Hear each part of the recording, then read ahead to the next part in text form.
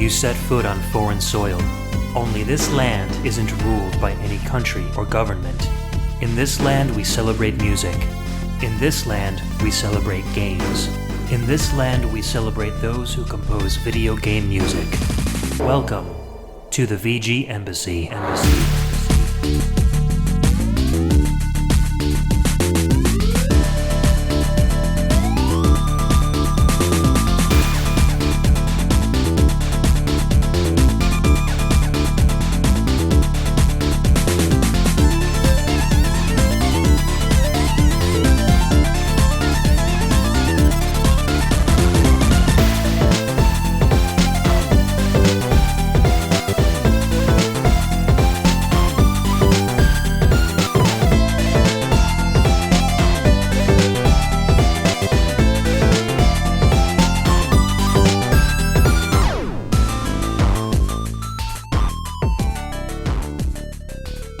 Welcome and thanks for tuning in to another episode of the VG Embassy. This is a show centered around video game music and the amazing online community of fans and podcasters that enjoy it.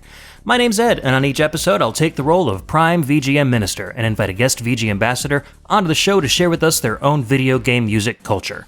Or I may share a part of my own culture on a solo show. Welcome back to the VG Embassy, everybody. I am Ed, your host, and today we are talking about one of those Nintendo consoles that's got quite a divided opinion. That's right, it's the N64. And I've got Joe here with me. Joe is a huge N64 collector. How are you, sir? I am well. And I'm huge in the sense that the collection is huge, not that I'm a giant who happens to collect N64 14 games. feet tall, carrying these little tiny cartridges in his hands now. Quite comical. So you own an entire N64 NTSC US collection, correct? Yeah, I put it together over a course of many years. Longtime listeners are going to be familiar with Todd as a regular guest on the show. He and I have been buddies for years. And he's been working on an NES collection for a long time. And it was, I don't know, maybe 5 years ago or so that I said, I feel like collecting too, but I'm not a millionaire and there's no way I'll ever be able to complete an NES collection. Same with Super Nintendo because there's just so many games and they're so expensive.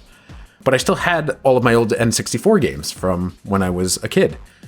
And, well, actually, would have been in college at the time, but from when I was younger. And I looked at the collection, and it was like 25 games or 30 games or so, and I realized two things, that I had already owned about 10% of the entire collection, and also that the ones that I had were all really good. So I said, well, maybe I should, work on this instead. And I started collecting the games through tag sales and flea markets and nerd drug deals, I call them, when I buy and sell things online. And after a couple of years, I was able to complete the collection. That's when I realized, oh wait, I guess I already had all of the really good games, and the rest of them are... Well, there are a lot of good games for the system, but there are even more lousy games, and I think that gives the system a bum rap. But that's what this show will be all about. Yeah, we've been talking about doing this show since even before VG Embassy started airing. I think we discussed your collection because you had gone through almost all of the N64 soundtracks too, and kind of like made notes as to which ones you appreciated, and we kind of wanted to integrate that into the show. Yeah, I figured in addition, if I was going to own all these things, I might as well at least play all the games, not necessarily beat them all, but play them all, and then just start listening to the music. So over time, I've listened to the soundtrack for... I want to say all 296 of them, but really a lot of them just don't have soundtracks. A lot of them just have licensed music or just sound effects or just, like no real soundtracks. Yeah, so ambient tracks. So I'd say in total there's maybe like 250 soundtracks or so that I've listened to over the course of several years. So I think I've got a good feel for what's good for the system and, what's not. And hopefully I picked out some good stuff for everyone today. Very cool. Yeah, we got a bunch of great N64 tracks to share today. Some from games that are very well known, some are kind of hidden gems, and some are Japanese exclusives that you guys might not have ever heard before. So really cool stuff. I mean, my personal experience with the N64, I did have one as a kid, or I wasn't really a kid so much. I was probably, I think, 16 or 17 when the system came out. But my brother mainly used it. I was working at Toys R Us at the time. And I remember I'm sure you remember too, Joe, when the N64 came out, it was one of those like NES Classic things where it was impossible to find. Nintendo only made a certain amount. Oh, yeah, it was huge. And it was the gift to get for Christmas. And Mario 64 is just an amazing game that came out right on launch day, and everyone wanted it, and it was just revolutionary at the time. Yeah, so working at Toys R Us, I was able to get my hands on one, and my brother was really much more excited about it than I was, so that was his big Christmas gift that year. And so we played it. We had Mario 64 was the only game we had for a very, very long time, and then we started getting stuff like GoldenEye and everything. But we also had a PlayStation 1 as well, and that would be my preferred system. I'd play mostly on that, and then my brother would mostly play on the N64, and I would watch him, but for some reason the games on the system never really caught my attention as much as the PS1. For me, it was the other way around. I got the N64 first, and being a Nintendo fanboy, loved it and played it to death and collected games for it. And I eventually got a PS1, but not until I'd say a few years after it came out. I like the PS1 for its great role-playing collection, which is, in my mind, the biggest lacking thing from the N64 is that there just really isn't much of an RPG set for them, for it. I loved all the other games, and like I said, I'm a hopeless Nintendo fanboy, so I really, really loved my N64. And because I was a teenager at the time when I think it was Conker's Bad Fur Day that made me decide it was my favorite system. Not my favorite system, but that I was all about the N64 because I was just the right age for that kind of potty humor, and I thought it was just the greatest game ever. Because Nintendo had never had, a dirty game before. Right. That was just so cool. Yeah, and it was a huge game. It was like 512 megabytes on a cartridge, and just tons and tons of vocals and dialogue and lots of things that you normally didn't see very much of on a cartridge to begin with. So that kind of really, I think, showed the maximum potential of what the N64 was capable of in all of its muddy, blurry graphics. Yeah, there was a lot of that, but it was the times, and for something to be in 3D in the mid to late 90s, it was still cool and exciting and impressive. And if you could just ignore the fog and the mud, it was it was okay. It was good stuff. So being a community podcast, I reached out this morning on the Discord channel, which you can easily join by heading over to thevgembassy.com and clicking the Discord link at the top of the page. I asked people for their opinions on the N64 console, kind of as a whole, maybe some of their nostalgia behind it, and I got a lot of really cool answers that we're going to share as we go throughout the show from a lot of former guests that I've had on the VG Embassy and some of our VGM podcast community as well. So let's say we get into our first track of the day. Joe, what have you brought with us? So to open things up, I'll be playing Champ LSC from Battletank's Global Assault, released in 1999 by 3DO, composed by Barry Bloom.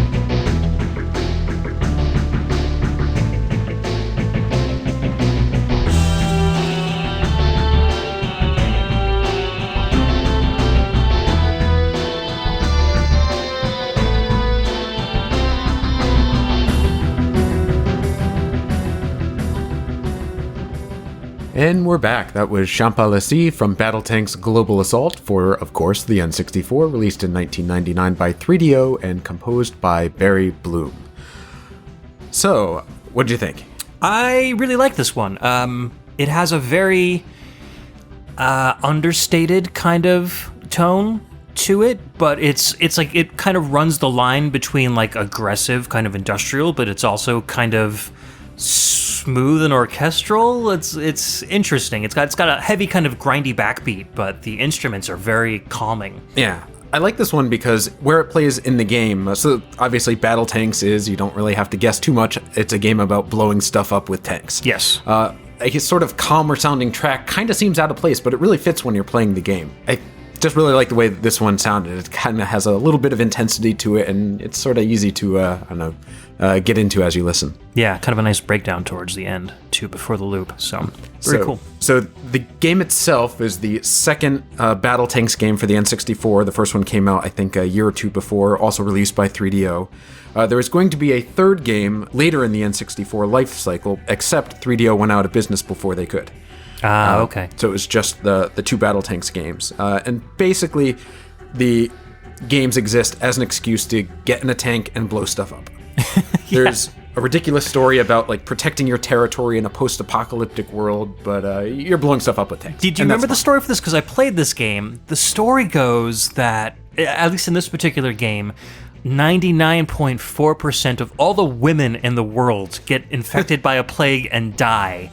And so all the men get into tanks to fight over the remaining women. I'm like, that's a little... Maybe it isn't that ridiculous then. Misogynistic. I mean, I feel like if the world were, 99% men, we would probably get into tanks and try to blow stuff up for... I mean... You're probably right.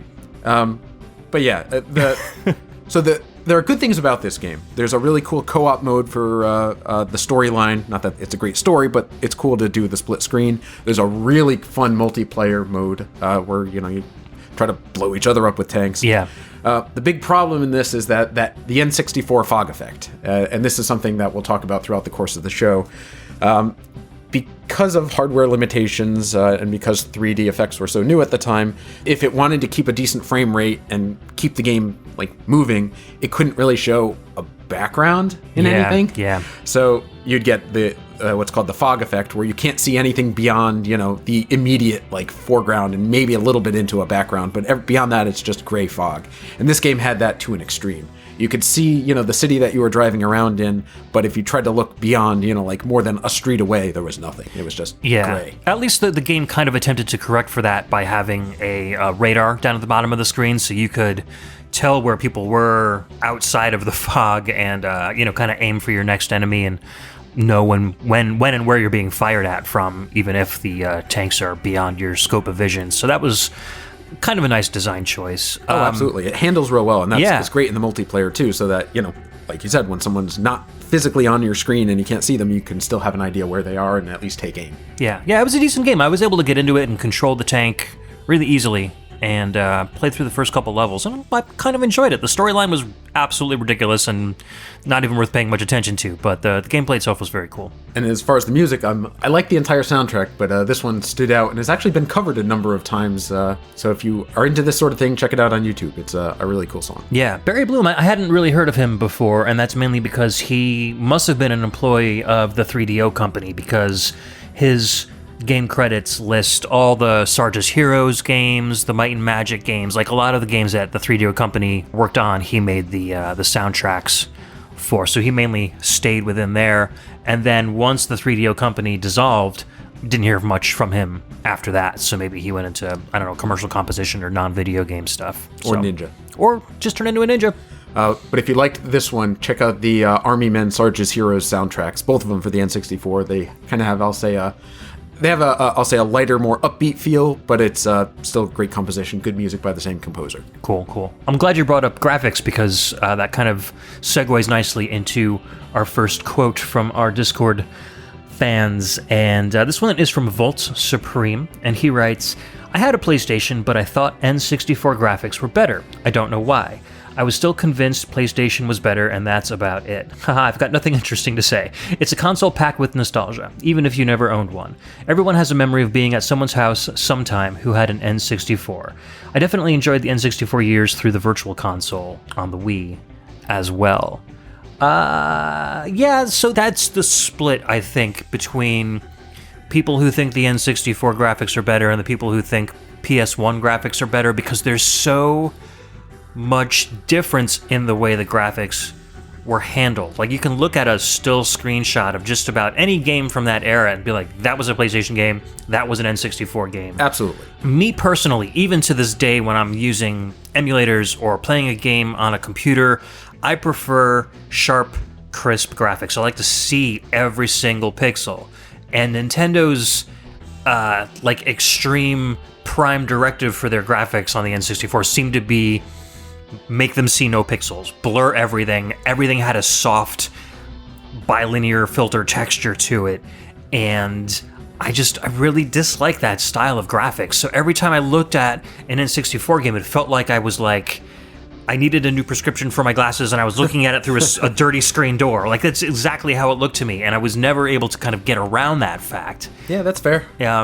You know, what was your opinion? Like, so did you have a PlayStation well as an N64? I have to agree. The PlayStation seemed sharper to me, and I liked the N64 better, but I have to say the graphics on the PS1 were, as you say, they were sharper. It's hard to have an argument about that because, I mean, it's, just a fact. Right. Which one do you like more is obviously up for discussion. Exactly.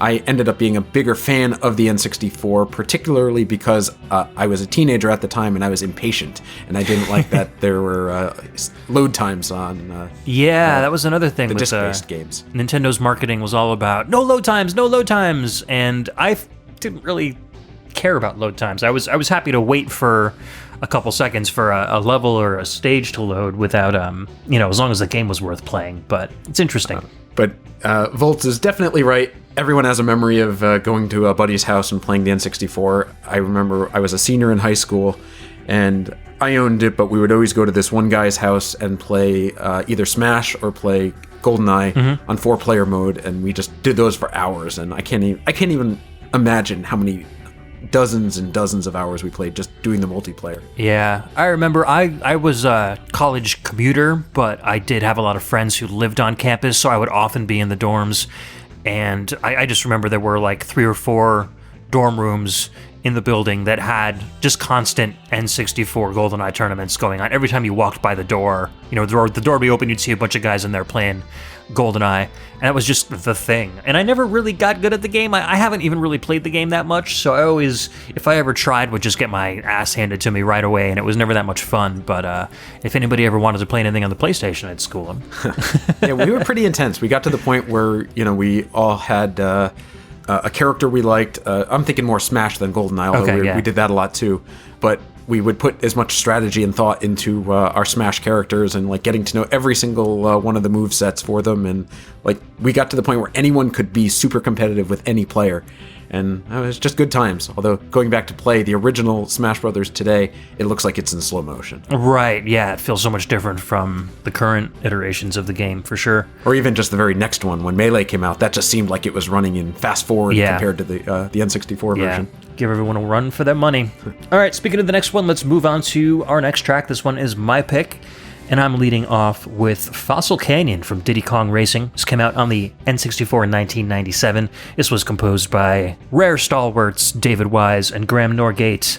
Let's take a listen.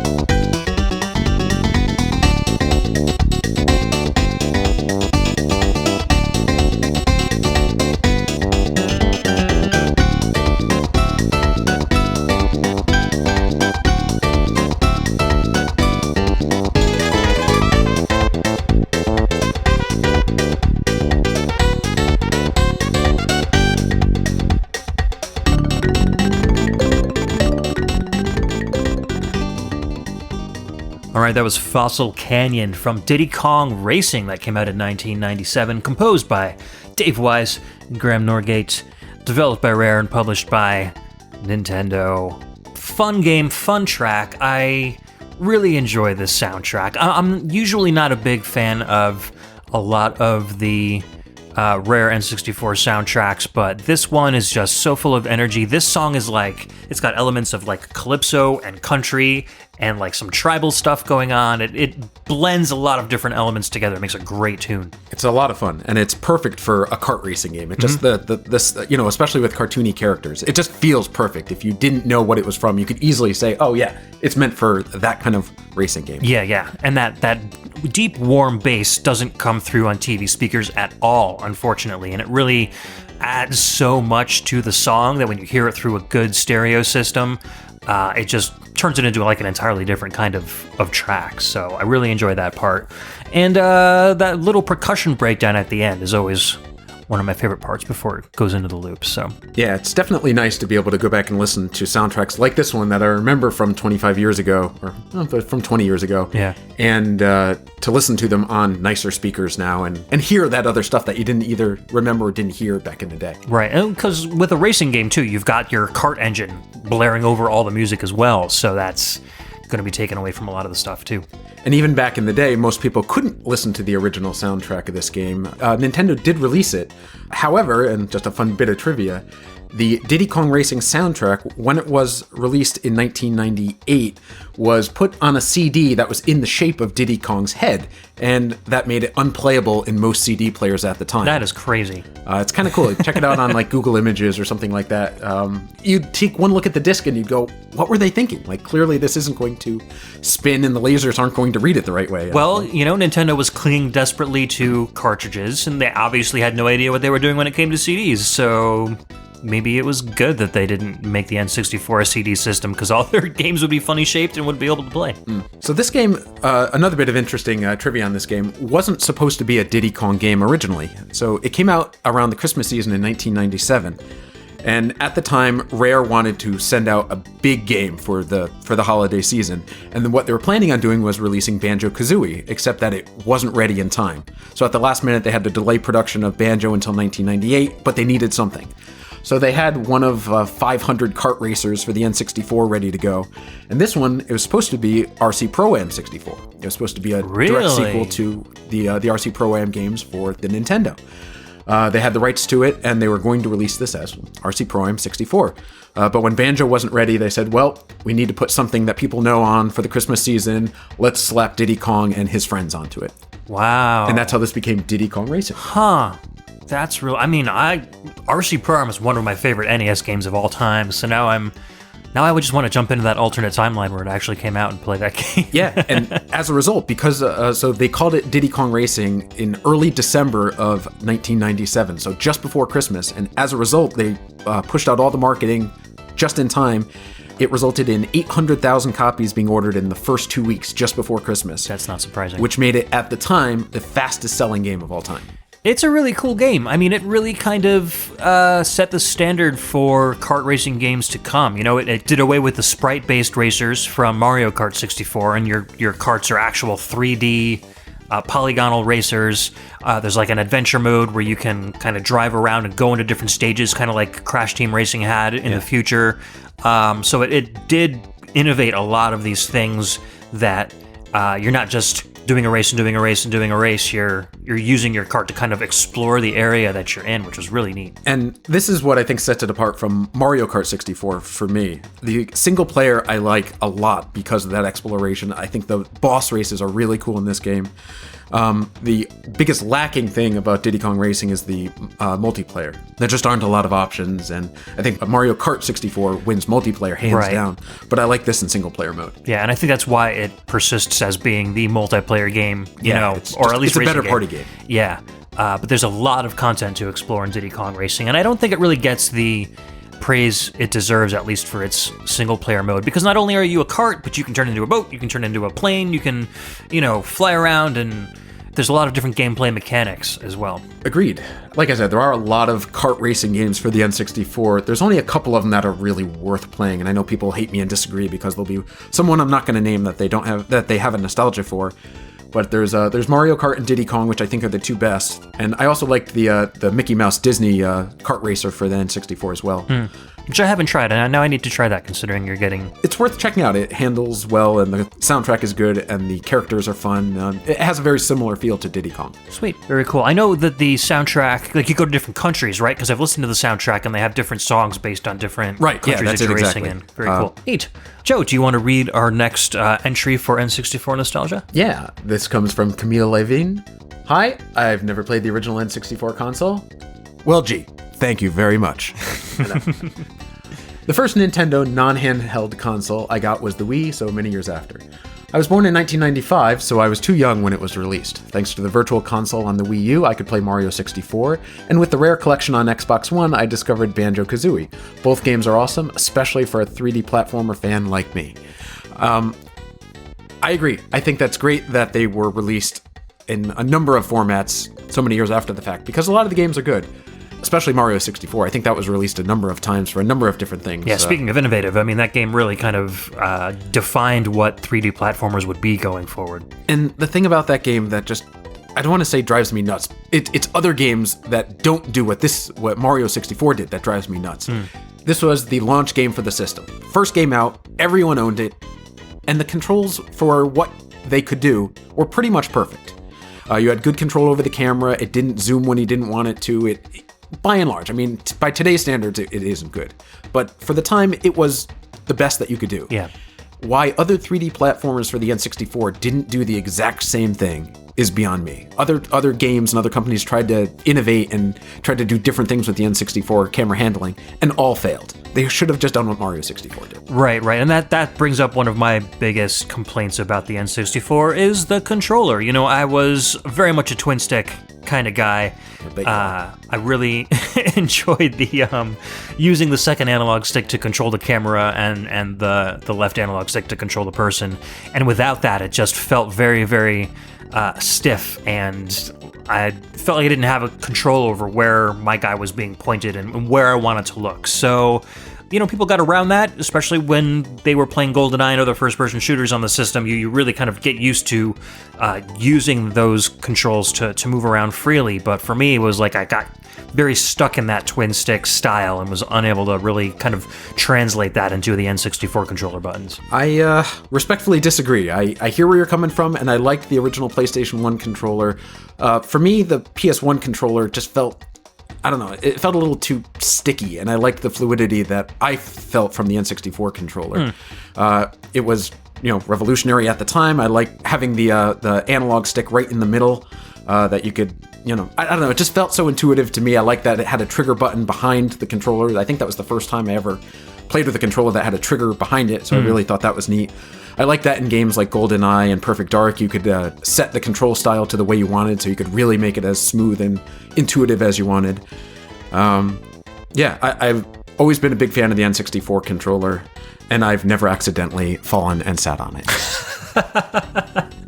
Oh, Pixel Tunes fans will get that one. But speaking of which, so Camille, someone who's only played N64 games on Virtual Console or, you know, collections on other systems, so all of his N64 experience has been without the N64 controller, which is really interesting. I wonder if my opinion would have been changed had I been introduced to the system without that Trident-style controller that came with the system. I definitely feel differently about games that I'm playing for the first time now as opposed to, you know, back then when they first came out. And I like that he brings up Banjo-Kazooie, because for me, that was a game that I never had originally, but only played, you know, 15 years later. Yeah. And I know people love that game, and it is a good game, but I couldn't get into it now. Not so much because of the control style. I think I just aged out of collectathons and can't find that kind of thing fun anymore. Yeah. But I think had I a nostalgia for the game, I would probably have loved it. You know, if I'd played it back then, I'd probably still love it now because it's really good. No, I totally agree. I think by today's standards, there's just so many better controller options that an N64 control just wouldn't. It doesn't work. I think for me, it's a lot of rose-colored glasses. I love it because I have a nostalgia for it. There is a new controller coming out called 64 Hero or 64 Battle Hero or something like that. But it is an N64 physical controller in the style of a standard, current day style double handle controller with the analog stick and the D-pad kind of next to each other. It was a Kickstarter, and I think it went way over its funding. Everybody was really interested in it, and it sells for like $50. So, if you're interested in that kind of thing, you can totally grab one. I have an N64 adapter for a PC to play games on emulators, and I also have the ability with the emulators to play those games, using a PlayStation 4 controller or an Xbox 360 controller, so I can kind of get around that. But it's something to look into if you're interested in playing on real hardware and don't like the N64 controller. I'd be interested in seeing if there's some kind of a dongle that you could get for the N64, like there are with Nintendo and Super Nintendo, that would allow you to use like a PS4 controller. Yeah, I haven't seen anything like that yet as far as wireless goes. I know it's been coming out for a lot of other systems, but maybe it's somewhere down the pipe. Get on this 8BitDo. Yeah, 8BitDo and Hyperkin, they do that stuff too. So, anyways, let's move on to our next track. Joe, what have you got for us? So our next track is Our Kidnapped Kids from Mystical Ninja starring Goemon, released in 1997 by Konami and composed by Sujiru Araki.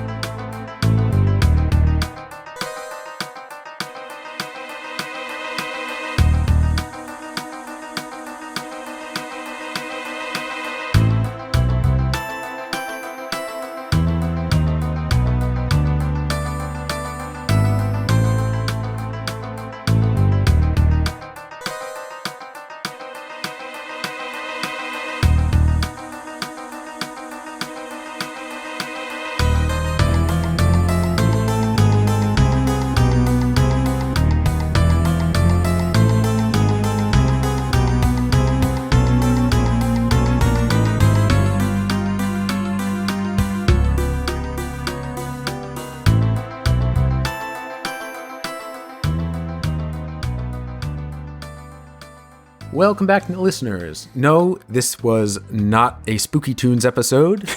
This is the N64 show, and that was Our Kidnapped Kids from Mystical Ninja starring Goemon, released in 1997 by Konami. There are a number of composers on the soundtrack, so I'm not sure if he did this specific track, but the composers for the entire soundtrack are Shigeru Araki, Yasuke Kato, Saiko Miki, and Yasumasa Kitagawa. Yeah, it's a huge soundtrack in this game. Oh yeah, so many different tracks, such different styles, and so many different, I'll say, settings. And it's a huge game, too. I am a big fan of this one. I didn't know about it back in the day when it was new, but I got it more recently as part of the collection and really got into the Goemon series, which I had never even heard of. I knew there was a Super Nintendo game that was released, but didn't play that one as a kid either. I only learned about them later after the fact. Yeah, a huge series, and they're very well known for their incredible soundtracks. And I've always really liked the music for them. And they've been huge soundtracks, too, like 40, 50 tracks per game. And huge variety, too. It's not all, they don't all sound the same. Yeah, this song is very, very sneaky. So this is when you're walking around in a deserted village after some children have been kidnapped. And I don't know, I like the decision they made for the percussion, because you get those little taps on like the side of the snare instead of like big snare hits. The games always have kind of a modern composition style, but with very traditional Japanese instrumentation and chord progressions, and it's a good blend between like VGM and really traditional like Edo period Japanese music, which is really cool. Yeah, it gets that feel well. As far as the game itself goes, this is a really tight, solid platformer. The story's silly, as all the Goemon ones are. For this one, aliens land in Japan, and their deal is to try to turn the entire country into one giant theater. And Goemon has to, save the day. Weird. There's a lot of good things about this game. It plays smooth. There's, I'll say, a sense of humor to it, although a lot of the localization efforts to bring it west kind of fell flat. If you like, I'll say, bad translating and I'll say more of a bad localization, you'd probably dig this because a lot of the jokes just seem silly or don't really make sense. Yeah. The thing that's bad about this one, it's one of those games with a really temperamental camera and tough controls. It's hard to get the camera to look at what you want to look at. Yeah, I mean, it does kind of flow back and forth between like a 2D style gameplay and more of a like a 3-dimensional, like a 2.5D almost. Like you're not free roaming, right? I'm trying to remember what the right. It's a little more linear than that. Yeah. But there is, I'll say, maybe it is more of a 2.5D kind of thing than. One of the games we're going to be playing later is the epitome of a 2.5D platformer. We'll get into that later, but this one kind of has some of those elements as well.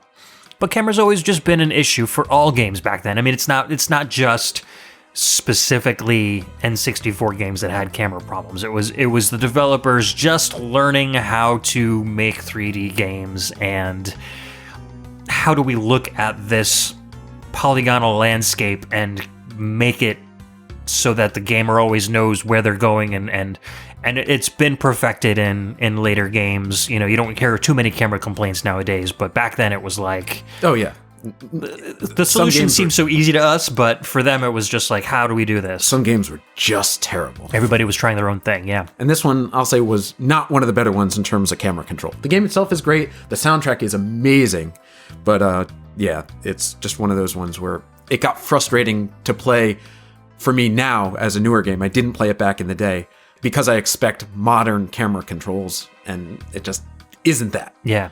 As far as the series itself goes, for anyone who's unfamiliar with Goemon, there were a ton of games that released out in Japan. There were only 3, I believe, that ever came over to the US. There was Legend of the Mystical Ninja for the Super Nintendo, the 2 Goemon games for the N64, and then there was a Game Boy Color version of this game, Mystical Ninja starring Goemon.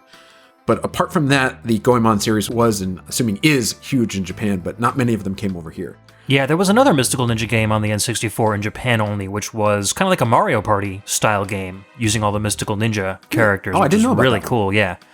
Very, very good soundtrack, but again, it's one of those games where there's just too much text to understand if you don't speak Japanese, so I tried playing it a little bit and had no idea what I was doing, unfortunately. But it seemed like a pretty cool game. Neat. So going back to our Discord chat, we have another quote from Snozzed and Lost.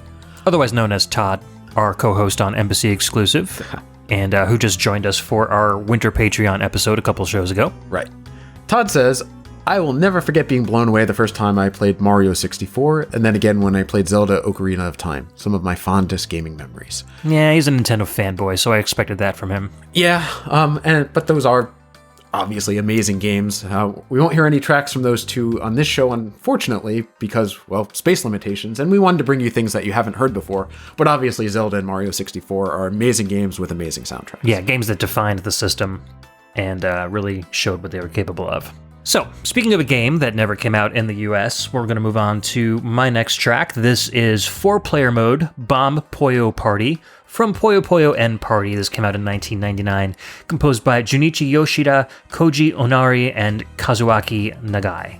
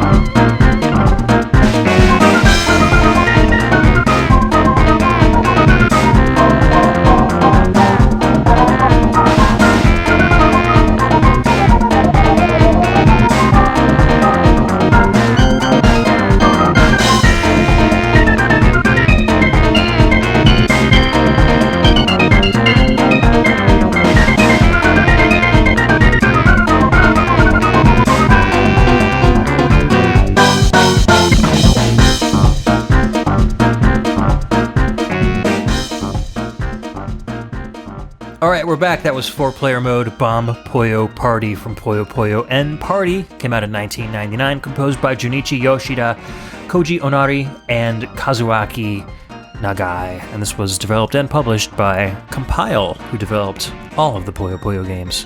What a fun track. I didn't know much about this game, but I really have gotten into it since I started learning about it for this show. It's fun. I love the Tetris-style puzzle games, and this had, I'll say, a slight spin to it from generic Tetris. So yeah, I felt like your last track and this track have kind of like a sneaky spy theme in common. Yeah, I like that. I hadn't thought about that. This one's more of like a James Bond, whereas the other one's more like a ninja, or like, someone without maybe so much bravado, you know what I mean? Yeah. And this one's just like, I'm gonna go get you. And the last third of this track before it loops, with that Rhodes organ comes in, it just breaks down in this huge, like, really cool jazz piece, and it sounds amazing on the N64. Yeah, I like that, and it's hard to say that very often, that something sounds amazing on the N64. Like we were saying before, usually you have to listen to it later with, decent sound system to fully appreciate it, but this one does sound good on the system. Yeah, and it's nice being a puzzle game because there aren't too many sound effects that really get in the way of the music while you're listening to it. And this being like the 4-player mode track, if you're playing with a whole bunch of friends, this really kind of helps that party atmosphere and get you in the mood to keep playing it.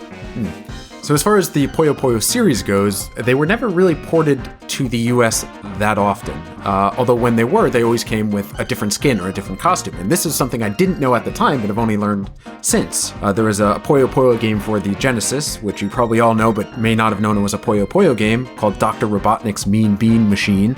I guess they thought it would sell better with the Sonic label on it. And similarly for the Super Nintendo, Kirby's Avalanche was a Puyo Puyo game.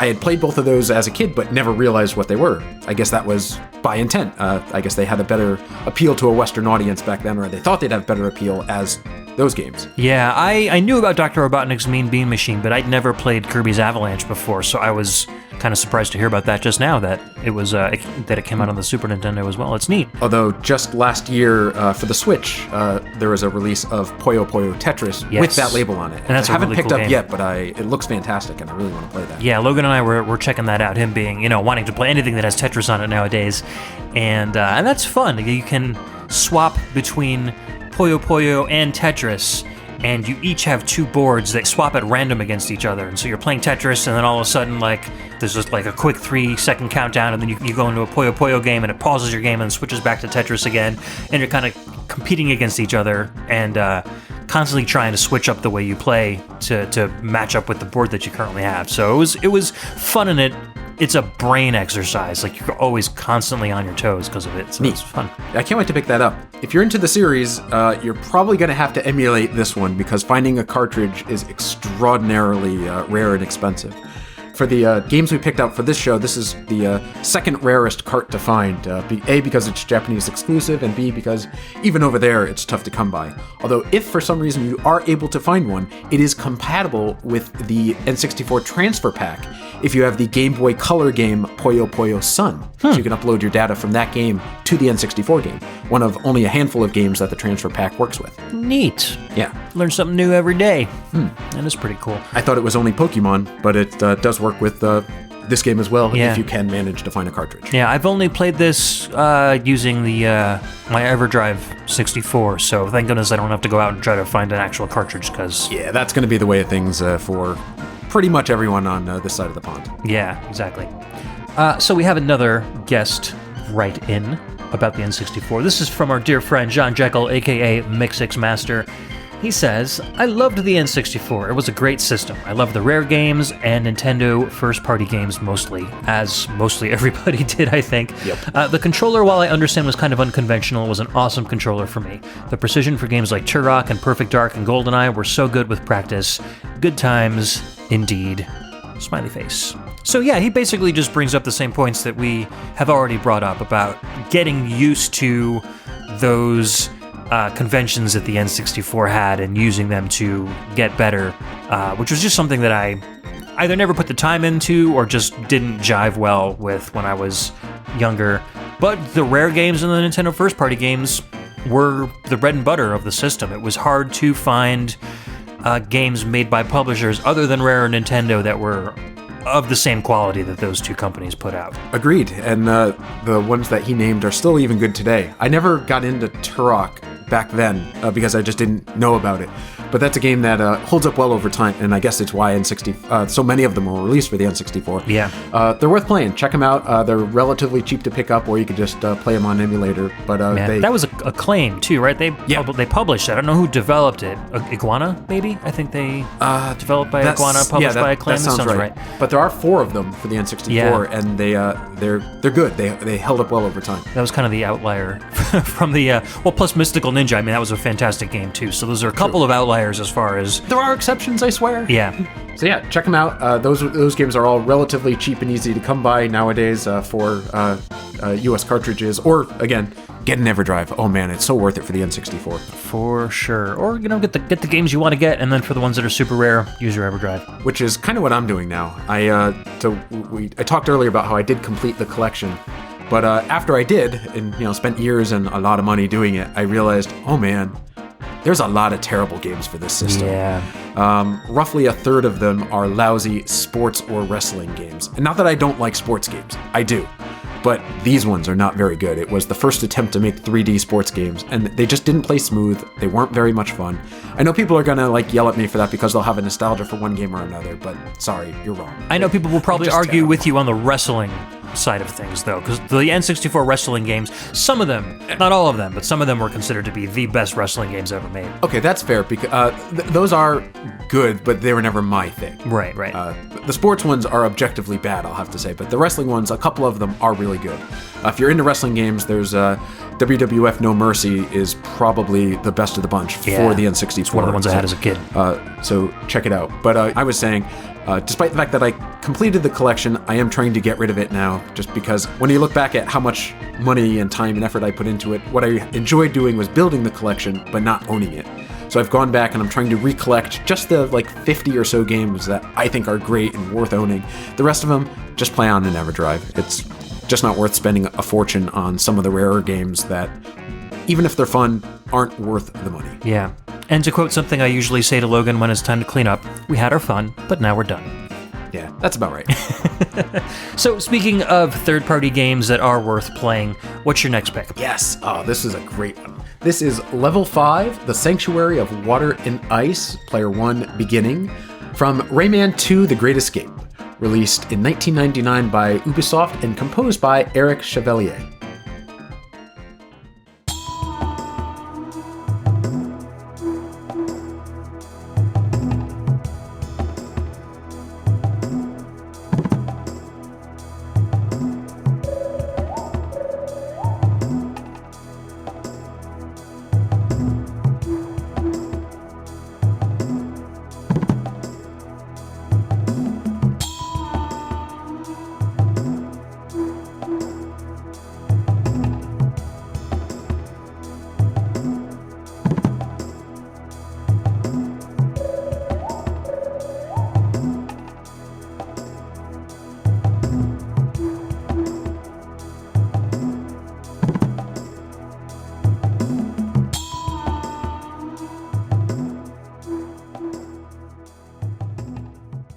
And we're back. That was Level 5, The Sanctuary of Water and Ice, Player 1 Beginning, from Rayman 2: The Great Escape, released in 1999 by, as I have since learned, Ubisoft. Ubisoft. Did it wrong again, rats.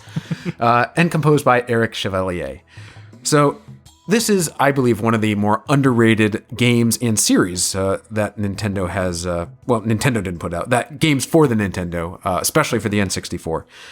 This is a great platformer with a beautiful soundtrack and one of the few games that, like Mario 64, had really good camera controls. Have you played this one at all? If I have, I don't remember playing it. It must have been while it was new, but I haven't played it recently. So for listeners who aren't familiar with the Rayman series, Rayman is a character with no arms, no legs, and no neck. He has hands, feet, and a head that are able to move independently of his body, but his main attack is that he can throw his fists like a weapon in long range to punch at some enemies, and in some of the games he can shoot energy balls at bad guys and things too. But this is a great platformer where the time and money and effort were put into the production. So they're pretty polished, and I have to recommend all of them, especially this one. If you are a fan of N64 platformers and you haven't played this one already, it's worth it. There's a lot of bad ones out there, but this one was done right. Cool. Yeah, this particular track sounds almost like streaming audio to me. It's got very, very clear samples, and it's got it like skirts the line between music and ambiance. Like, I feel like this feels like a real jungle to me. You know, it's got a nice little like a pan flute, and then like the gamelan and all that very tribal sounding instrumentation, and it sounds really nice. And I feel like if I were playing through a jungle level, this would complete the experience. Totally. And the fact that the samples are so good, as you pointed out, is what makes it feel so real. I think if it sounded tinny or fake, the effect wouldn't be there. And This one it gets it right. So for all the hating on N64, if anyone just wants to, do that, I'd have to, as a counterpoint, show off this game. It's done well. The music's great. The gameplay is fantastic. It's deep. It's complex. And it's part of what I believe is a pretty underrated series. Yeah, and this was the start of Ubisoft's kind of tight relationship with Nintendo. It seems like every time a new Nintendo system has come out, Ubisoft has put out a few high-quality titles right around launch window. And I don't know. I think they made Rayman Legends like right around the launch window of Wii U, and now there's a new Rayman or Rayman Legends like director's cut or something on the Switch. So just a port, I think. They've continued that kind of Rayman relationship with Nintendo on all their consoles going forward. It's pretty cool. And if you're into stuff from this time period and you have to, I'll say, become a complete nerd or fan, you can also check out Rayman the Animated Series, which came out in the late 1990s. It was very short-lived. It's pretty bad by today's standards. It was pretty bad at the time. But if you're a fan of that sort of thing, check it out. It's kind of neat. Just to kind of get you into the world a little bit more, I guess. Yeah. So we've got a quote from the Messenger. And the Messenger says, "It's pretty hard for me to talk about the N64 without going into super personal territory. I do love the N64, and some of my favorite music is from it." Interesting. Ooh, it's kind of mysterious. I wonder what soundtracks he likes. I'm sure he'll tell us in the comments because he's always very active on Facebook and Discord. Cool. Super personal territory. I think that's something a lot of people have, because I think the N64 was such a multiplayer social system that a lot of friendships were probably made and or broken in front of an N64 console. Oh man, we got into some Smash Brothers fights. I'll tell you what. Some of those carried over beyond the game. Oh man. Yeah, I can believe it. And the PlayStation 1 didn't have. It had a multi-tap kind of adapter for it, but it wasn't sold with the system. It wasn't the same. Right, exactly. And so when people think of multiplayer games around that era, the N64 was really where it was at. And even the single-player games, a lot of people were kind of coming into adolescence and puberty when this game was coming out. And so there was a lot of drama going on at school and et cetera, et cetera. So this system probably was present during a lot of those troubled times for a lot of people. Yeah, I get that. I was /am a single player nerd gamer, which is why I'll say my memories of the PlayStation would be more personal, because I played a lot of those games, especially the role-playing stuff, by myself in my basement, because that's just what I did. But the N64 was such a social system that, the few friends that I did have, that's what we did. We played N64. And so my memories for it are going to be much more positive and social and, friendly and happy than I'd say the PlayStation ones. Maybe that's why I'll say I remember the N64 with a little more nostalgia and a little more happiness, because as a teenager, you have those, more personal, maybe kind of bummer memories from like solo gaming, I guess. Well, it's good. You need all that good social atmosphere to get over those terrible graphics. So. Yeah, that too. All right, let's move on to our next one. This one is an interesting track. It's not going to be everyone's favorite, but I really like this one. It's kind of an avant-garde industrial track. Todd will probably like it. But let's listen to Main Menu from Quake 2. This is the N64 port, which came out in 1999, composed by Ken Richmond.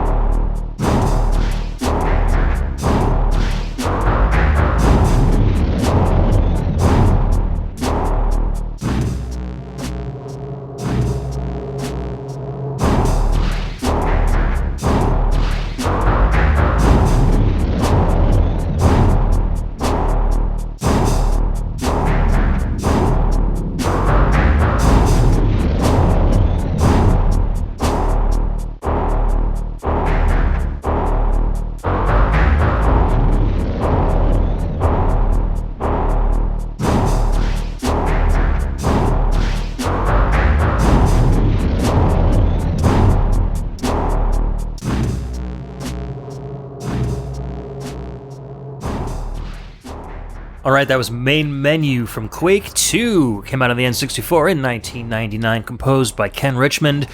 And this was developed by Raster Productions LLC and published by Activision. So id didn't really have, or ID Software didn't really have much of a hand in this besides, developing the original version of it. And if you guys didn't like this one, oh man, what's wrong with you? This is fantastic. I mean, if you like dark ambient music or industrial music. This is like the apocalypse come to life in music form, basically. The whole game is, your enemies are these huge hulking kind of half robot, half alien monstrosities that roam around, and I feel like this music perfectly captures that atmosphere. You can hear just trudging mechanical feet stomping on hard ground, searching for you as you're darting around these areas and shooting guys as you come up upon them. And even if you're not really into this type of music nowadays, think back to your teenage years, which is what we were when this came out, and come on.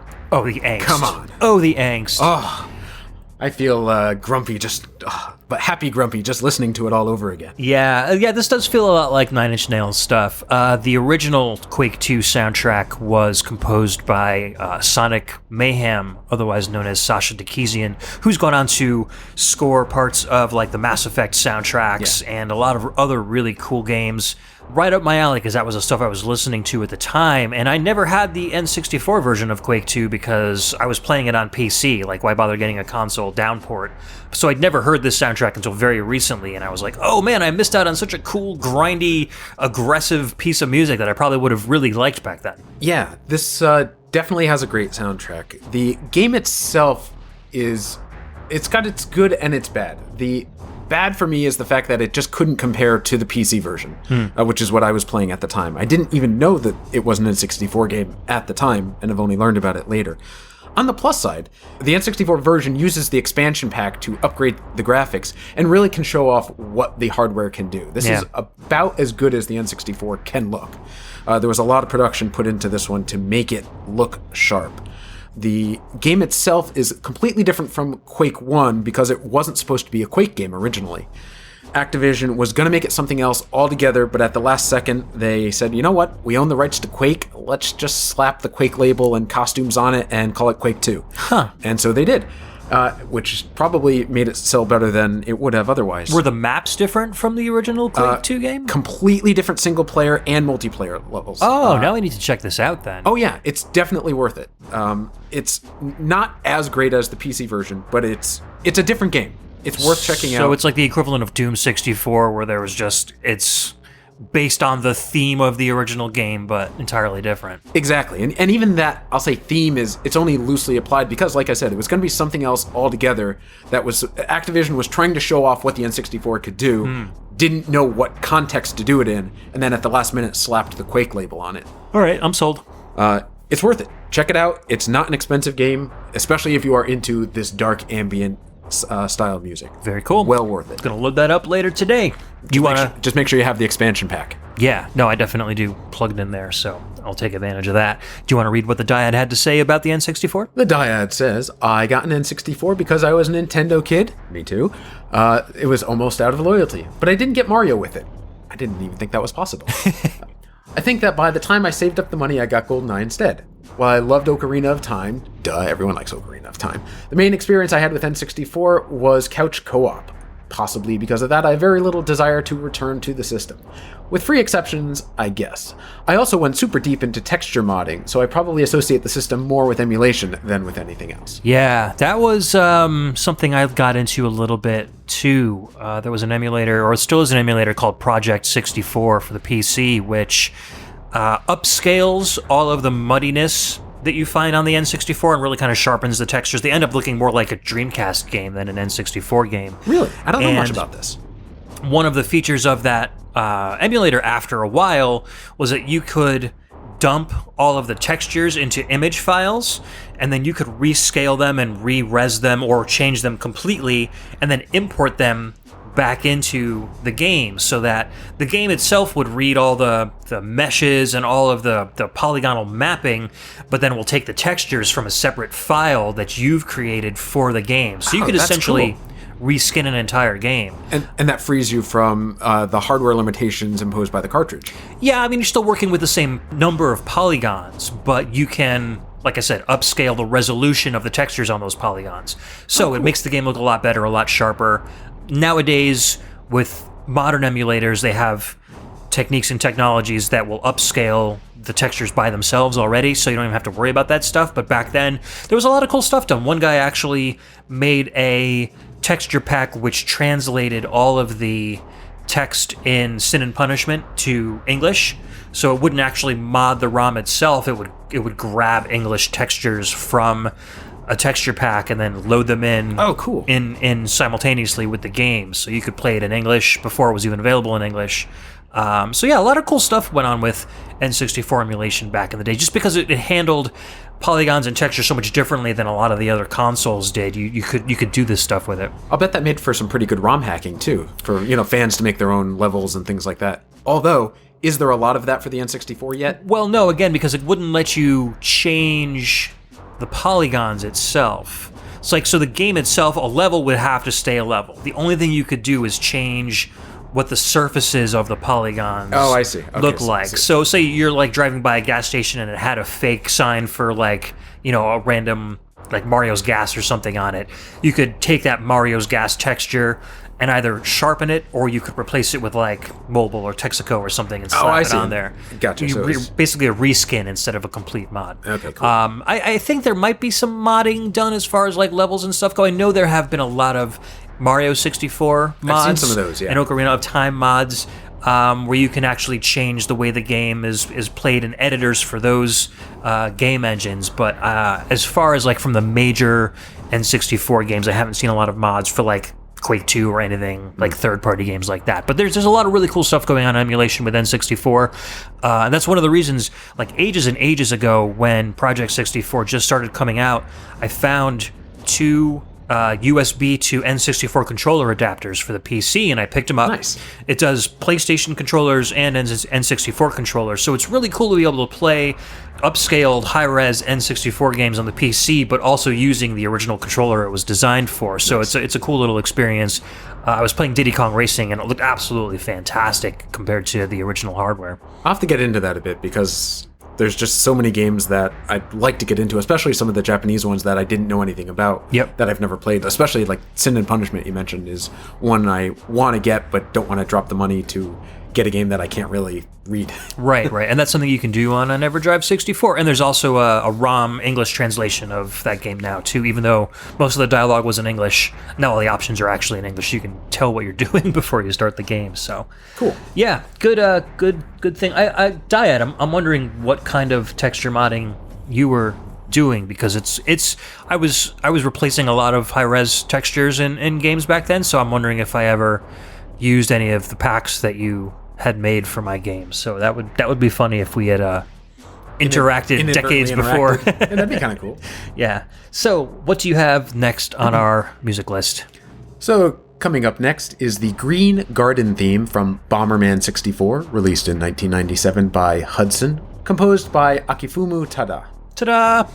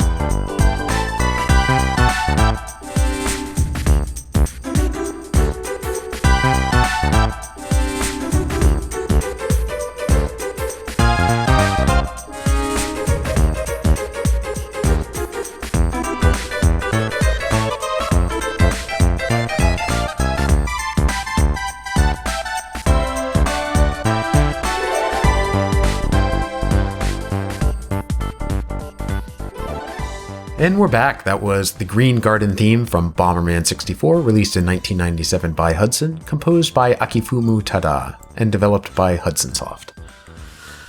So this game has some, like a lot of N64 games, has some mixed reviews. There's good and there's bad. As far as the soundtrack goes, this is a bit of a change for me. I tend to listen to the more ambient industrial stuff, as we've been listening to so far, but I wanted to get something different, and I really like this one. This one's light and friendly, and it's really what Bomberman is all about. Nintendo was trying to get family-friendly titles that people already knew when the system came out. This one came out right near the beginning of the N64 life cycle, and it was the first attempt to put a Bomberman game in 3D. Have you ever played this one before? I have maybe played a tiny little bit just to check it out, but I haven't really played it much at all.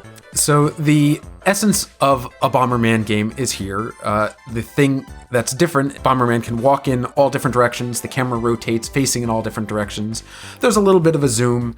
The big difference between this game and all of the other Bomberman games is when Bomberman places a bomb, it explodes in a circular pattern rather than in a cross pattern. Yep, I remember that. So if you're trying to figure out which game was this one again, it's that one. It's the circle bomb game. The circle bomb game. And that was, I'll say, the biggest criticism of this game, because everyone knows and loves Bomberman as having those crosshatch for directional bombs, yeah. The other things that are, I'll say, slightly different about this one, because they made it a 3D game and Bomberman can't jump, you use the bombs and their explosions to propel you upward, called, I think it became just called bomb jumping. The other unique thing about this game is that you could pump up bombs to make the explosions more powerful and to help yourself get to higher platforms and to get to faraway areas. Interesting. It received mixed reviews, partially because it wasn't what people were familiar with, and it was also because it was a first attempt at 3D for Hudson. Yeah. I like the game. I like the other Bomberman games for N64 better. I just really like this particular track. If you are a fan of the series, check out Bomberman Hero for N64. I'd say it's a better game to play. Or if you're a collector, try to get your hands on Bomberman The Second Attack for N64, except that it's crazy expensive. And you own it. I do. I have it as part. I have it as part of the complete collection. If I were to go back and just want the game now, as separate from wanting a complete collection, I would just emulate it. It's crazy expensive. Yeah. And it's fun, but if you want a cartridge, get Bomberman Hero. It's much cheaper. One of the neat things about this soundtrack is that it's one of the rare Bomberman soundtracks not composed by Jun Chikuma, so it does have a very different feel. I feel like the bass in this song is very Bomberman. It seems to meet that same scale. It has that kind of original NES, kind of like a Sawtooth style bass sound to it. But the rest of it's much more playful and not so... like I know Jun Chikuma's work bordered a lot on kind of like Arabic music because she was really into that. This one feels more like Japanese anime, like friendly schoolgirl style kind of music. It's really, really good. I'm not saying it's bad at all. It doesn't feel like Bomberman to me too much. And I think that's what Nintendo wanted with this title was to reinvent the series. Yeah, and they wanted it to be more accessible to younger players, and especially younger players here in the West, to give it, like, I'll say, like a friendly or a family-friendly kind of feel as opposed to a more exotic sound. Yeah, no, I kind of agree with that, for sure. Just a little bit on the N64 sound hardware. I know we haven't gone over that too much.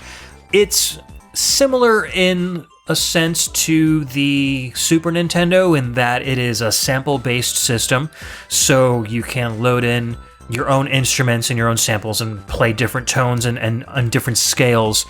The difference between the SNES and the N64, and a similarity to the Game Boy Advance, is that the sound hardware is part and parcel of the main processor of the N64. So, unlike the SNES, where the processor does its own gameplay thing, and the SPC does its own sound processing separately from each other, and they kind of combine into the game, you're using the same processor architecture for both audio and gameplay on the N64.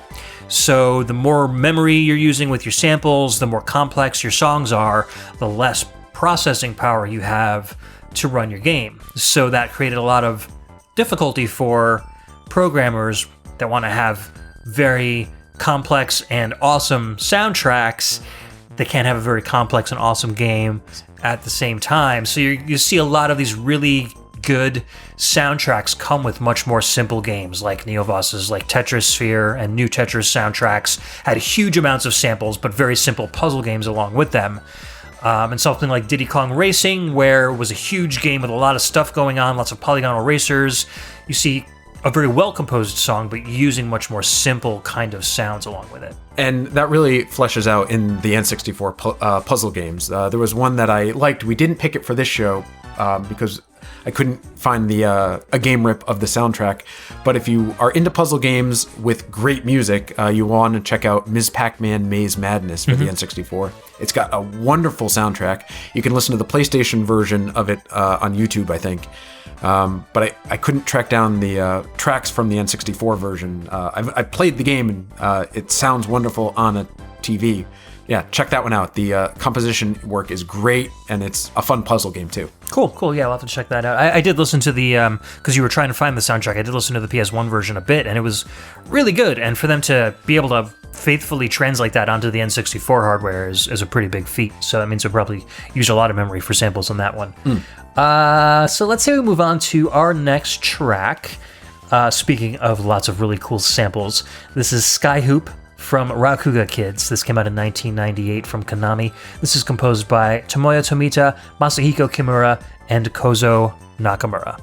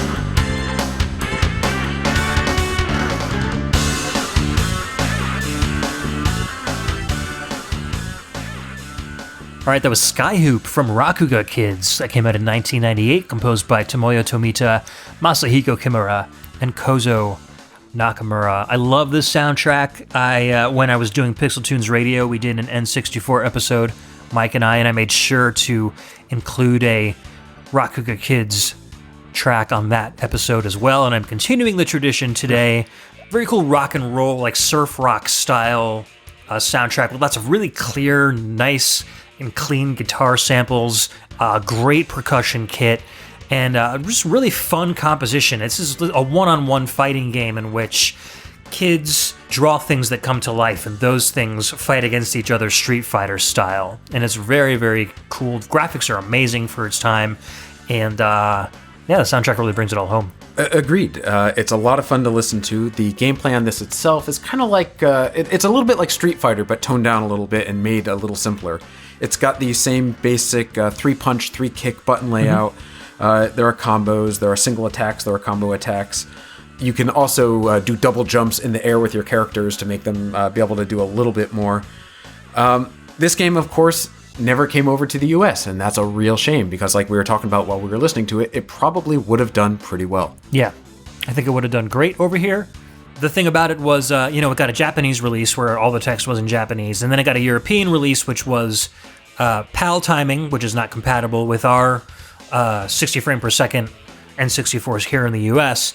So somebody fortunately was able to make kind of a combination N64 ROM with the English elements from the PAL version and import them into the N64 or the Japanese N64 ROM. So on our EverDrives here in the US, we can play an English version on a standard NTSC television without having to flip out like it does with normal PAL games. So it's really cool to be able to play it here because it's such a good game, and it's a game that I might have turned me around on the N64 had I been able to play it back in the day. If you can imagine, like, you know how almost every fighting game has one of those crazy fighters that, like, throw pianos at you and, like, it's just kind of wacky and off the wall. And every single fighter is like those crazy fighters from those video games. And instead we got Clay Fighter. Yeah, 63 and a third, which was not very good, but extremely expensive because that was a Blockbuster exclusive, I think. So there's two Clay Fighter games for N64. There's 63 and a third, which is, like a $10 game. And then there's the Blockbuster exclusive Clay Fighter Sculptor's Cut, which is the most expensive game for the N64. Right. Unless you're talking about, like special variants or not for resale versions or things like that. Yeah, but of the regular US 296 game collection, that's the rarest one. Yeah, and those were all Donkey Kong style digitized claymation graphics. Whereas with Rakuga Kids, it's extremely smoothly animated, hand-drawn, gorgeous sprites with really nice backgrounds. Everything is in high-res mode, so it just looks fantastic. It's just a shame. What were you thinking? Damn it, Nintendo. Yeah, they dropped the ball on this one. Fortunately, though, we can still play it via emulation or flashcards. So pick up the ROM, put it on your EverDrive. It is worth it. It's a good time. Absolutely. Speaking of worth it and a good time, what's your next pick? My next pick is Hurry! From Mischief Makers. This is released by Treasure. As long-time listeners will know, we play a lot of Treasure tracks on your shows. This was released in 1997, composed by Norio Hanzawa, and published by Nintendo.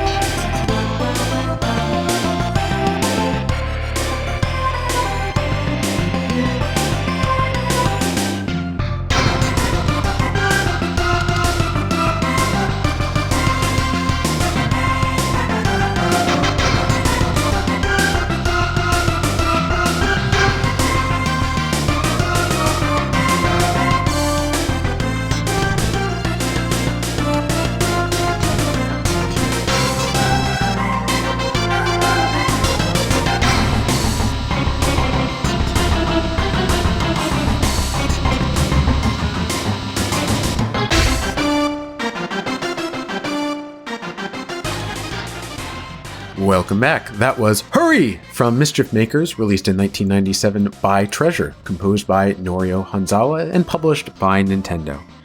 So we were talking a little earlier about 2.5D platforming games when we were talking about Rayman. Right. This is, I want to say, one of the earliest examples of 2.5D platforming, which today is everywhere. You see this on the Switch and on PS4, and this is what indie gaming is all about. 2D gameplay with 3D characters. Back then, in the mid to late 1990s, that just wasn't a thing. You either had Super Nintendo 2D gameplay, or when the N64 came out, you had 3D gameplay, and even though it wasn't always good, it was 3D, and that's what it was all about. That's what sold. So when this game came out with good controls and a beautiful-looking 2.5D gameplay, it was really poorly received because people wanted 3D, even if it wasn't good. So I need to say that this game is a lot of fun. Have you ever played this one before? This is one where you shake stuff? Yeah. Yeah. Your character is a robot named Marina, and her thing is that she grabs you, shakes you, and tosses you, and that's her main weapon. It's a platforming game. You have to go through each one of the stages, mostly linearly. There's 52 levels, but they all have, I'll say, time challenges and 100% challenges. So there's a lot of replay to try to go back and get all the gems or get all the things from each level. You could play one level a week, and you'd take a full year to play it. It's would be a lot of fun. Like I said, it got a lot of critical reviews for having bad graphics, but ignore them. What those bad reviews from that time mean are, it wasn't 3D and we wanted 3D. Right. And this game wasn't trying to do that. And I think that's par for the course from Treasure, and that's why I picked this game, because I love how Treasure always does something different. Treasure always worked really well in 2D, I think. And they've had 3D games which were decent, but they never really felt like the magic that they created in two-dimensional games. This one I think is a real hit. This one's what I'll call a hidden gem for the N64. It was published by Enix in Japan, but here in the US it was published directly by Nintendo. Okay, cool. Yeah, I remember this game getting good reviews in magazines like Die Hard Game Fan, because they were really into Treasure. Like, they were the guys that kind of introduced Treasure to the world as a publisher to look out for, or a developer to look out for. But I remember seeing in like Electronic Gaming Monthly where they were like, "Oh, this game's so hyped, but it really sucks," and they didn't get it, I guess, was more the concept. I think it's, for today's time, it carries over so well. It's that style of indie gameplay that fans love today that are doing so well on the Switch and the PS4. We were talking on an episode of Embassy Exclusive about what kind of games you'd like to see remastered for the Switch today. This is what I want. Nintendo, get on that. Treasure, get on that. Make a remastered version or even a sequel of Mischief Makers. I think it'd be awesome. I'd buy it in a heartbeat. I think a lot of people would. And that would be really cool too, because then you could shake the Joy-Cons whenever you want to, like, shake up an enemy. And then, I think that would be such a cool effect today. I don't know. I think it's in style again, or rather, it's in style now. Whereas back then, it really wasn't. So while it fell short of what people were expecting, especially on the N64, that 3D style, this is a rare hidden gem for the system. Check it out. It's not an expensive cartridge. The soundtrack's pretty good. And if you're a fan of something different for the system, try this one. It's weird that the game was ahead of its time and behind its time at the same time. Yeah, that's kind of cool to think about it that way. But that's it, exactly. Go for it. Well worth it. Very cool. All right, let's move on to a game. I don't know, this is a Japanese import game with a fantastic soundtrack that's very hard to play if you don't know English, but we're going to talk about it anyway. This is Meifa Lee's theme from Getter Love Cho Renai Party Game. This came out in 1998. Composed by Shohei Bando.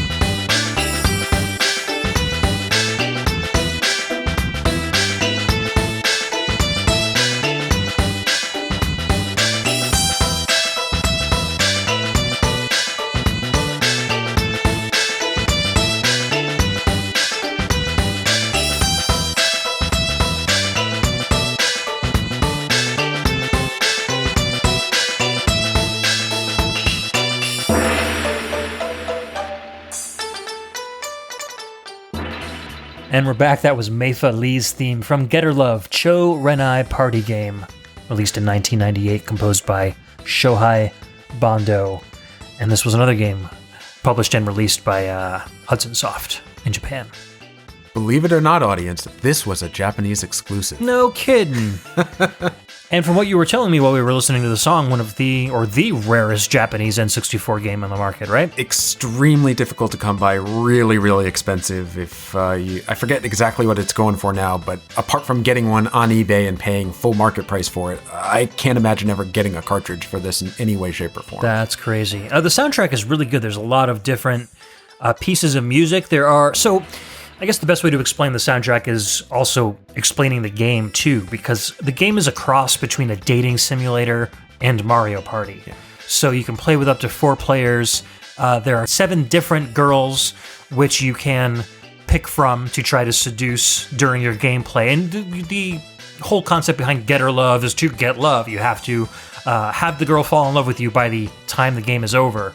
And you get this little square area, which is like a miniature town or city with different buildings. And you can pick a building to hang out in. And once the gameplay starts, people start to move around in real time. And you don't really have control over where they move or where they go. But when your character comes across one of the girls or another player character, then you will have a dialogue with each other. Depending on the combination of characters and if 3 or 4 people are in the same place, you might end up with a mini game. One of the examples was like 4 guys end up in a karaoke bar with 1 girl, and they are all trying to steal the microphone away from each other to sing the longest to impress the girl, etc., etc. So it's very much a product of its time, I think. For sure. And each girl has their own particular theme, and then of course there are themes for the different locations that you can go into and options menus and stuff. But so this is Mei Fa Li. This is one of the women that you can try to woo in the game as you play through it. So to do well in this game, you need to try to keep a conversation going as long as you can with these characters so that you build up a relationship with them. And because it's a Japanese exclusive and because there was never a translated ROM, ROM was never translated into English, that is almost impossible. Right, you're just by stabbing in the dark with these conversation choices. Yeah. If you don't know Japanese. My summary for this game, I made some notes. I'm just going with simply because Japan. Because Japan. Oh, Japan. That was the PTR thing way back in the day. Yeah. Yeah, so it's cool to like boot up and watch a little bit. The art's not bad. There's actually some really nice anime artwork. You can muddle your way through the options to actually get into gameplay, but you're never really going to get anywhere beyond that other than to just kind of see what happens as these characters move around the screen. If you luck out, maybe you'll, happen into one of the mini games, which, yeah, you can, fiddle with it a little bit, but you need to know Japanese to play this game. There's no way around it. But you can grab the soundtrack from the web. It's hiding out in different places. The samples are really nice and clear, as you can tell. Oh, yeah, definitely. A lot of the music is kind of traditional Japanese, like this one. But then there's also a lot of kind of like urban city feel music. There's a lot of just Mario Party style game music. Hudson had a hand in creating the Mario Party games, so I think a lot of the game engines and gameplay stuff that they used for the Mario Party games kind of ended up in this game as well, since they're so similar in gameplay to each other. Yeah, the way the characters move around has a very similar feel to it. Yeah. So that's about all I have to say about that. It was just a cool little game that I discovered. I didn't realize how rare it was when I picked a music track from it, but that's very interesting. I have to look up on the web and see how much. Yeah, I haven't looked it up recently, but that's one of those really expensive ones if you can find it at all. Yeah. So before we move on to our next track, let's take a listen to what Chris Steenerson has to say about the N64. And he writes, "The N64 really hit a sweet spot with me because I was getting interested in 3D graphics at the time. I was drooling over SGI computers and CG magazines, and the fact that SGI was working with Nintendo on the hardware elevated it to a level in my mind where it could be capable of anything. The combination of the unique controller and a level of 3D platforming that had never been seen before made it great. The Toys R Us moment of experiencing Mario 64 for the first time was mind-blowing and really validated my hopes. I eventually sold my console a couple of years later, only to buy one again shortly thereafter when Ocarina of Time came out. I still have that console to this day and occasionally drag it out for games of the new Tetris and Mario Kart 64. And thanks for bringing up New Tetris, Chris. That's another one of those puzzle games where the game itself is pretty simple, but the music is phenomenal, like we were talking about before. That one, as well as Tetris Sphere for N64, are both really cool puzzle games with that kind of fit the theme we were talking about before.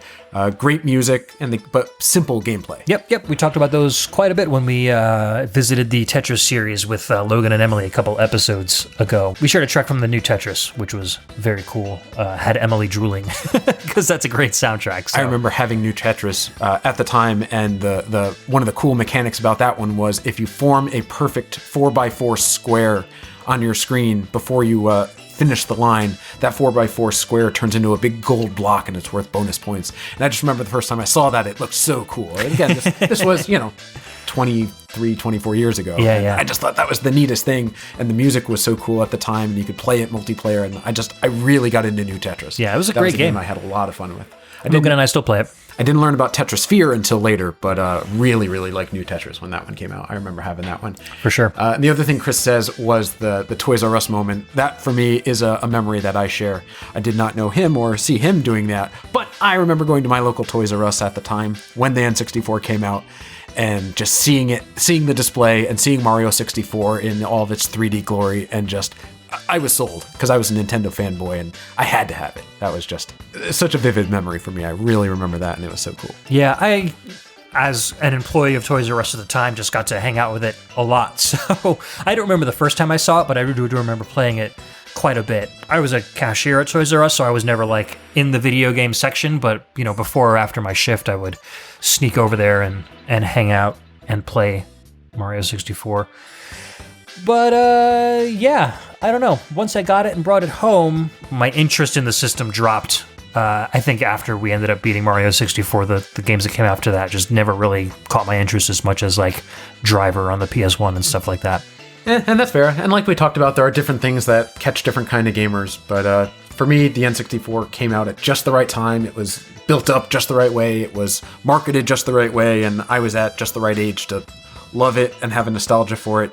And I hope I'm not overselling it, but there are a lot of good points about the system. So speaking of catching your eye, your next pick is your last pick of the show, and you said it was one of your favorite soundtracks on the N64, right? This is one of my favorite soundtracks of all time for any system, and by far my favorite for the N64. It does fit that theme of a simple puzzle game with an amazing soundtrack. Sweet. I hope you guys will like it. This is Biohazard from Lode Runner 3D, which came out in 1999 by Infogrames, composed by Julian Sewell.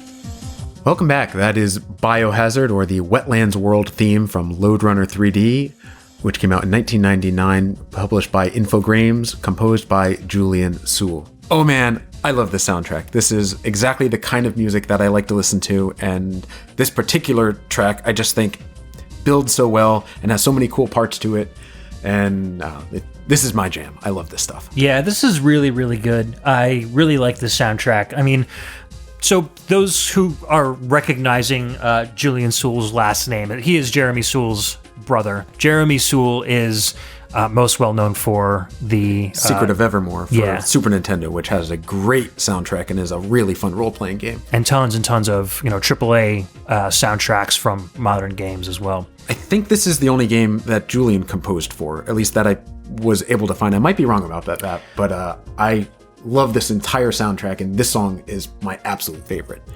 It fits the theme that we were talking about before. It is a mediocre puzzle game with an amazing soundtrack. So for anyone who's not familiar with the idea of Lode Runner, You solve puzzles, you collect gems and gold, you get a bomb to blow up blocks and to move around, you get a laser to blow up blocks and move around.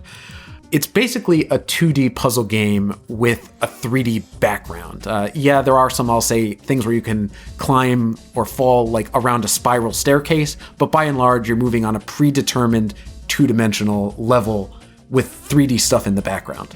And I think the 3D stuff was basically just a gimmick for this game. Yeah, it didn't absolutely. really affect gameplay at all. It is the only time that Lode Runner tried to produce a 3D game. This is what they call the trap 'em up genre, this style of play. If you're familiar with the old Game Boy game Hyenko Alien, this is kind of similar to that. Oh, okay. You're not actually attacking enemies, you're just kind of blocking them into... Right, you try to push them into a hole so that you can, get past them, or you try to outrun them by finding an alternate route, or by climbing a ladder or drilling a hole around them. Kind of reminds me of like Burger Time. Yeah, it's actually quite a bit like that. It's mostly, like I said, 2-dimensional, although you occasionally can go in a spiral upstairs or something like that. There's 5 worlds in the game, and each world has 20 puzzles or levels. This comes in the 4th world, so if you were to try to get to this track, it would probably take you a couple hours of gameplay, of really good gameplay, to get to it. Good gameplay in terms of you being good at the game, not necessarily the gameplay being good. No, the gameplay is average. If you're a fan of Lode Runner, of the series, this one's, it's on par. It's good. There are dozens of Lode Runner games.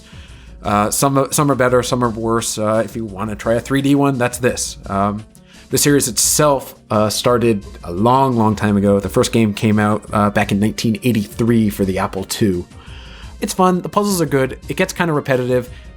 It's not amazing. I just love this soundtrack and highly recommend it. Yeah, we just played a Lode Runner game soundtrack sample... It was a couple episodes ago on the Game Boy Advance episode that I did with Emily. Right. We randomly selected the Lode Runner Game Boy Advance game, and that had a really good soundtrack too. So, I don't know. I guess they really know who to pick when they're picking out composers for their Lode Runner games. It's pretty cool. Yeah. This is one of those tracks that because I'm such a fan of the soundtrack, I'll listen to this one on repeat, just in the car or on my MP3 player, and I really dig this song. It's cool. It's got a very nice, relaxing feel. Very nice, house kind of beat, and then those plucky strings just kind of bring it all home. Those are really nice, clear samples too. Yeah, and I like how in the second part the bass comes in and it builds and builds, and then the strings come in. I think it's such a cool piece. Excellent. So you'd recommend this game more for the soundtrack than for the gameplay? Absolutely, that is. It's the gameplay is forgettable. It's not terrible, but if you were to ever buy a game for the soundtrack, it would be this one. Cool. All right, let's move on to our last track of the day. Well, maybe second to last track. We do have an outro track for the show. But my last official pick is Low Ridin' from Rush 2 Extreme Racing. This came out on the N64 in 1998, composed by the venerable Barry Leach. Let's take a listen.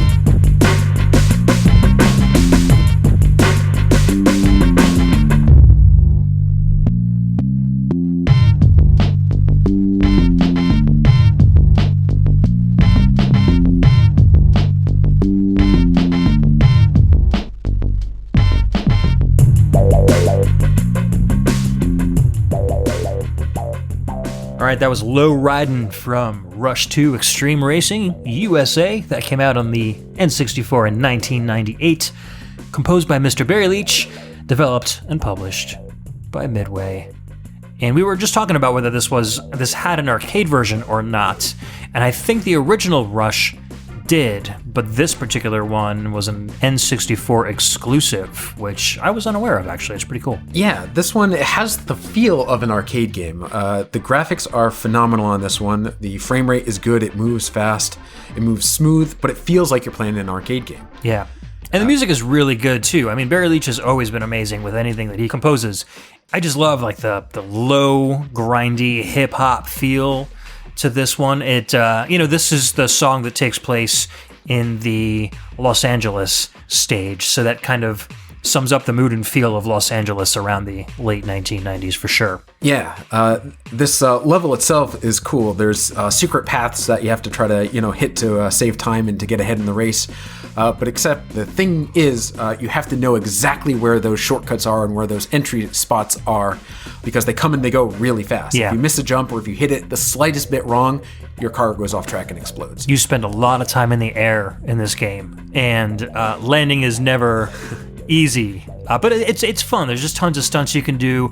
It really does kind of demand that you memorize the tracks and become very precise with your driving to get first place in these tracks. But it's even if you're not winning, it's still lots of fun to play because there's always just cool things to see and do as you're racing through these arcadey style recreations of locations around the US. Yeah, and if good frame rate and fast arcade style graphics is your thing, it's my thing, and you're looking for something like that on the N64, you want this one. Kind of has the feel in that sense of if for fans familiar with the F-Zero series, right? Which rely on good frame rate to make up for other shortcomings. The game runs smooth, and then, like I said, it feels like you're playing a fun arcade game. I agree. The composition was done by Barry Leach, as you said, who's done a ton of games for a ton of systems. He also composed one of my favorite N64 games, Gauntlet Legends, which we didn't get to at all in this show, but it is a great game, also worth playing. It's a port of the arcade classic and is a great game, too. Yeah, I feel like there's enough N64 material left over for N64 Volume 2 at some point down the road. There's so many good soundtracks and good games for the system. I'm glad we had a chance to showcase some of them here. Yeah, for sure. So that about wraps up most of our music for the day. We do have one outro track, which we're going to play from, and this is a game called Last Legion UX, which I wasn't familiar with until I was just kind of fiddling around with my N64 emulator last night and happened to load this one up. And it's a really crappy, like Virtual On style mech fighting game, but it has a really good soundtrack. Yeah, Joe and I listened to it. This was a game that was composed by Yoshitaka Azuma, developed by Yuke's and published by Hudson Soft. Sounds like it's a Konami title. It's got a huge amount of orchestra hits and some nice drum and bass grooves, so that'll be our outro track for the show. But wrapping up, Joe, what was your favorite song of the show today? Do you have one? Like I said it when I was introducing the track, my favorite N64 soundtrack is the Lode Runner 3D soundtrack. I'm a big fan of puzzle games in general that have good soundtracks and are just fun to play. Because the games aren't too challenging, or aren't too fast-paced, you could just sort of, I'll say, listen to the music as you play the game, so it makes for a really good experience. There was this one, there was Ms. Pac-Man Maze Madness, which I mentioned, and then there were the Tetris games as well. So there's quite a good selection of that sort of thing for the N64. Absolutely. How about you? For me, that Quake 2 soundtrack aside, because I realize it's not for everybody, Fossil Canyon from Diddy Kong Racing. Yeah, that's cool too. Is a really fantastic song, and one of my favorite soundtracks for the N64 as well, composed by, two really talented, rare composers, Dave Wise and Graham Norgate, who are no strangers to N64 games whatsoever. And then final thoughts on, like, the N64 as a whole. Now, having familiarity with the entire library, like, would you recommend other people want to go, would they go out and collect all of the N64 games, or like what percentage of the collection would you feel is really worth playing? Easy answer to your question: no. Do not go out and collect the entire series or the entire set. I don't want to say I regret doing it because I'm going to sell them and, make some money back on it, hopefully. So it's not a money thing. There's just a lot of games that aren't good. Yeah. So the US set is 296 games, and then there's another, I think, 40 or 50 that were PAL or Japanese exclusive that never made it over here. Might even be a little more than that. It might even be closer to 100. But roughly 250 of the 300 games just aren't that good. You might have a nostalgia for it, and if that's the case, great. A lot of the games are cheap to pick up. They're under $10 today, so go for it if you have a nostalgia for it. That said, there are a lot of good games. The first-party stuff that Nintendo put out, the Marios and the Zeldas, they're great. I don't think you'll find someone who will say, yeah, that Ocarina of Time, that really sucks. What was Nintendo thinking? Obviously, that's a great classic game. And until Breath of the Wild came out, that was my favorite Zelda game. Yeah. Same thing with Mario 64. That was an amazing game for its time. And I know today it looks kind of dated, but for its time, for the first attempt at a 3D platformer, wow, it was pretty much perfect. The music's great, the gameplay is great, and there's a lot of that on the N64. Don't poo-poo on the system altogether because so many of the games are bad. There's a lot of stuff that's worth it. And even better, the stuff that is worth it is relatively cheap. The most expensive games for the system tend to be of the terrible variety. So don't waste your money on them. If you really want to see what they're about, emulate them. Get a Super EverDrive, or rather an EverDrive 64, and play them that way. But it's affordable to be a cartridge collector for the N64 and get most, if not all, of the good games. I made a list for me personally that's based on nostalgia, good gameplay, good soundtracks, or just, wanting to see what the hardware can do. And it's only, I'll say, about 75 games. Okay. With nothing being crazy expensive. Nothing is going to be more than like $30 or $40, and even that is kind of an exception. Most of them are $10 or less. So it's worth it. Check it out. You can get your hands on an N64 today for almost nothing. If you do it, make sure you have the expansion pack. It makes a big difference for a lot of games graphically. Some games you can't even play without the expansion pack. Right. One of my favorite games is Perfect Dark, which you can't play without the expansion pack. Yep. And it just gets so many things right and makes for a fun experience.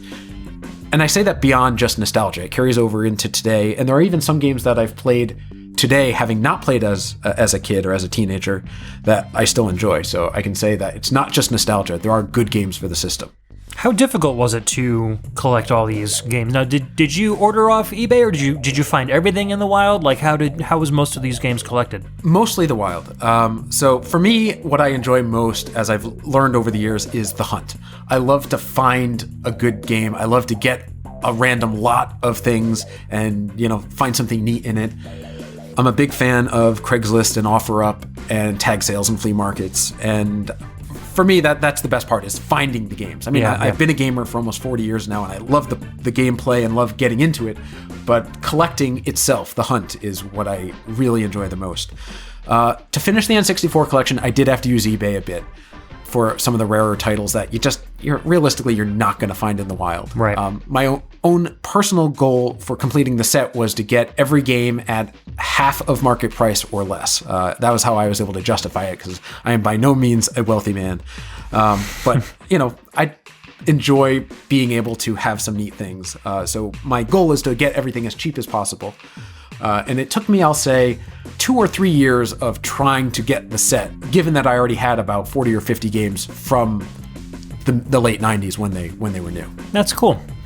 It's probably a little bit easier than trying to collect SNES or N6 or NES, just because of the sheer amount of games is not nearly as much as in those collections. Yeah, it's doable, and there's no game that's going to set you back $10,000 like stadium events. Right. Or like Little Samson or something like that. There's no game like that. The most expensive game for the N64 is Sculptor's Cut, Clay Fighter Sculptor's Cut.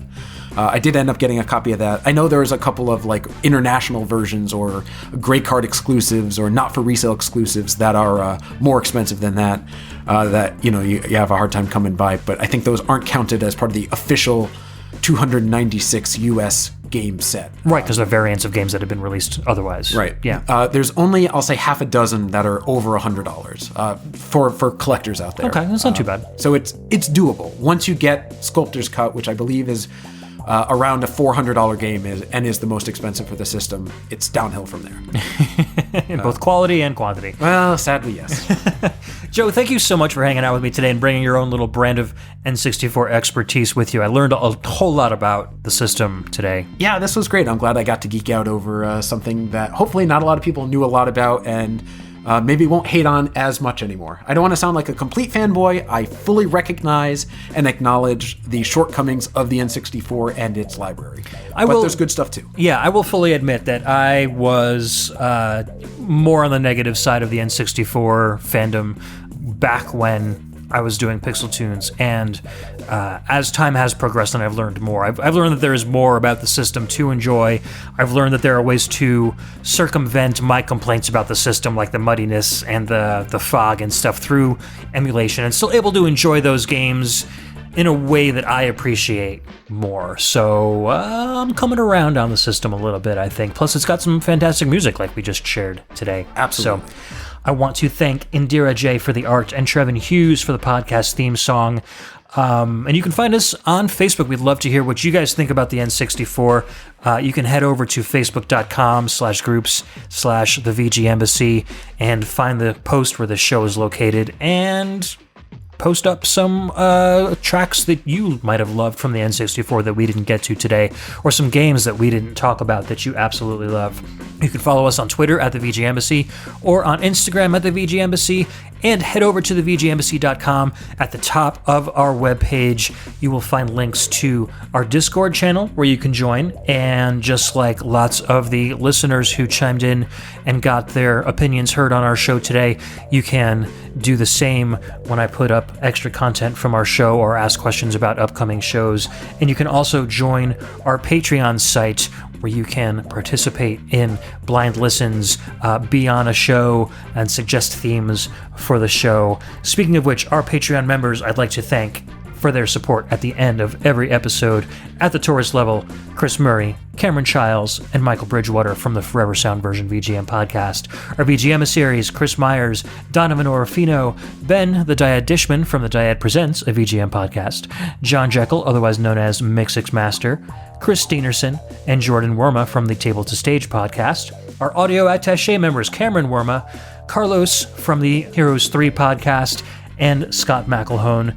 And as usual, our VG ambassador, the patron saint of VGM podcasts, Alex the Messenger. All right, man, that was a great show. My voice is just about dead. Yeah. And so I will see you back in 2 weeks with another great VGM topic. Once again, I'm Ed. And I'm Joe. See you later. Peace out, everyone. Good night.